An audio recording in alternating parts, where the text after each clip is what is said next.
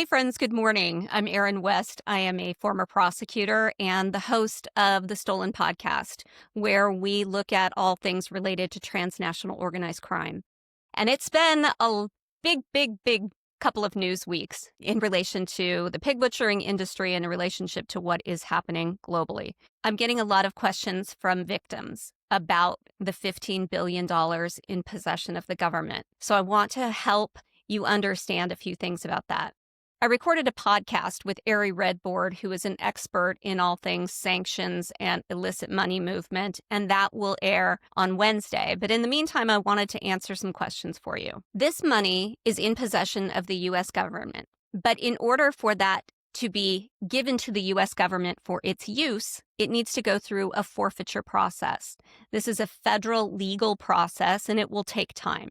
And it will require that the government prove to a certain standard called a preponderance of the evidence that that money is illicit funds. And so there will be a time period that it will take for this process to take place. Now, it's not clear today what will happen if that money is forfeited to the U.S. government, meaning it's not obvious what happens if the government says, if the federal judge says, yes, U.S. government, you may keep this money. So as a victim, I'm sure that can be unsettling. You don't know what's going to happen to this money. You've had stolen from you a significant amount of wealth.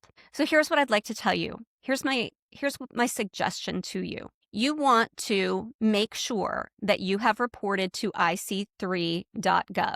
That is the federal reporting system for internet crimes and in particular these pig butchering claims. So what you want to do is make sure that you report to ic3.gov.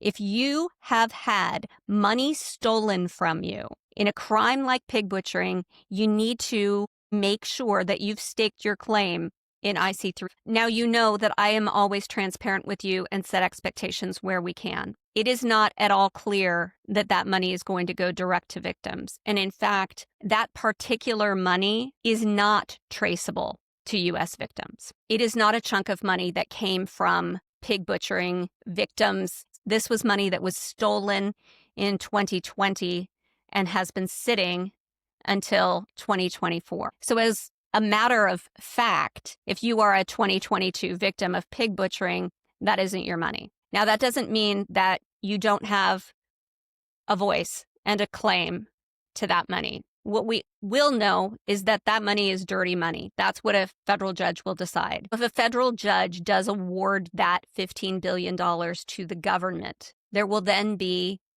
I'm sure, a lot of thoughts about how that $15 billion should be distributed. And you can bet, as I sit here today, that I've already got all kinds of ideas about how a victim restitution fund should be created and how money should be allocated to aftermath, to what is happening to victims globally as a result of this horrendous crime. I will always do my best to set reasonable expectations for you. And so what you should expect is a lengthy process. What you should expect is there is not going to be a line that will move directly from your stolen money to this $15 billion. What you should expect is that, along with all of my colleagues, all of the people that are helpers in this space will be advocating for that money to be distributed in some way to victims. I hope this answers some of your questions. If not, add them at the bottom of this, and I will be happy to respond. We've got a fantastic opportunity here to take a windfall of money and do amazing things with it, and I'll be advocating for that.